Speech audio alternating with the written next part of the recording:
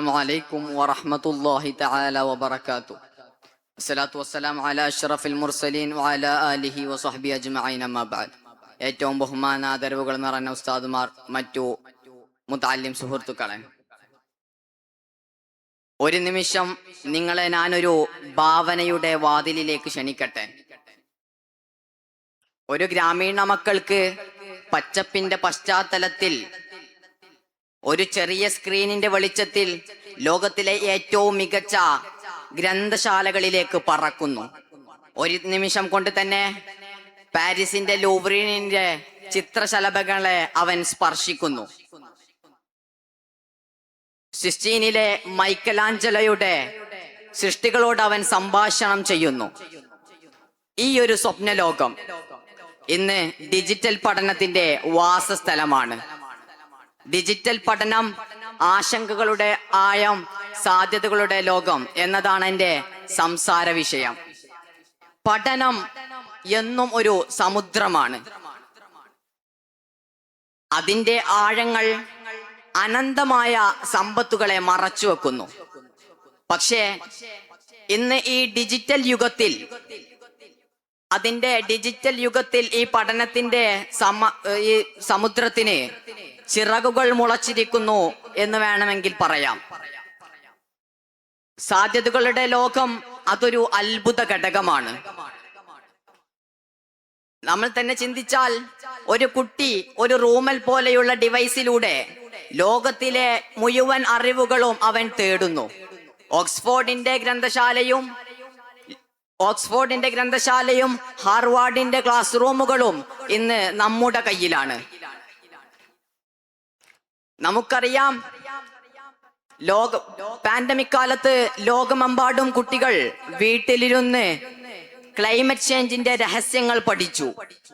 കോഡിങ്ങിന്റെ എല്ലാ രഹസ്യങ്ങളിലൂടെയും അവർ നടന്നു. ഇന്ത്യയിൽ സ്വയം പ്രകാശം പോലെയുള്ള പ്ലാറ്റ്ഫോമുകൾ ദരിദ്രരുടെ കണ്ണുകളിൽ അറിവിന്റെ പ്രകാശം നിറച്ചു. സാധ്യതകൾ അവ അനന്തമാണ്. വ്യക്തിഗത പഠനം, സമയ പഠന ഇടപഴകൽ, അതുപോലെ തന്നെ വെർച്വൽ റിയാലിറ്റി വഴി ചരിത്രത്തിന്റെ പേജുകളിലൂടെ നടക്കൽ, ഇതെല്ലാം അനന്ത സാധ്യതകളാണ്. ഇനി പഠനം എന്നുള്ളത് അതൊരു ബന്ധനമല്ല, ഇനി ചിറകുള്ള ഒരു സ്വാതന്ത്ര്യമാണ് ഈ പഠനം എന്നുള്ളത്. പ്രിയ സുഹൃത്തുക്കളെ, എന്നാലും ഈ സ്വപ്നലോകത്തിന്റെ നിഴലിൽ ആശങ്കകളുടെ ആഴം വളരെ അധികം നീളുന്നുണ്ട്. ഡിജിറ്റൽ പഠനം എന്നുള്ളത് ഒരു ഇരട്ടത്താപ്പനയാണ്.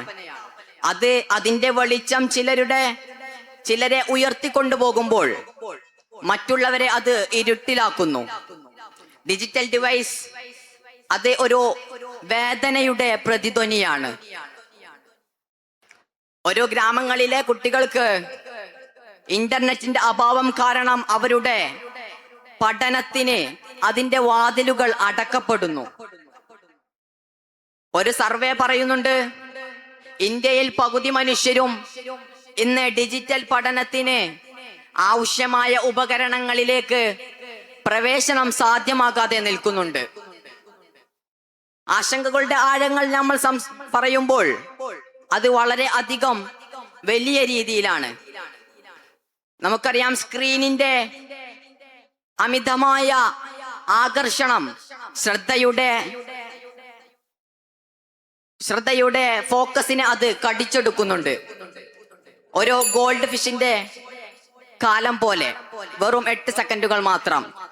നാം വളരെയധികം ഇതിൽ മനസ്സിലാക്കേണ്ടത്, ഒരു ടീച്ചർ പോലും ഇന്ന് ക്ലാസ് എടുക്കുമ്പോൾ അതിനെ സ്ക്രീനിന്റെ പിൻഭാഗത്തിരുന്ന് കുട്ടികളുടെ മുഖഭാവങ്ങൾ പോലും വായിക്കാൻ കഴിയാതെ അവർ പോകുന്നു. ഇതെല്ലാം ഡിജിറ്റൽ യുഗത്തിന്റെ ആശങ്കകൾക്ക് വളരെ അധികം വലിയ മറവികളാണ്.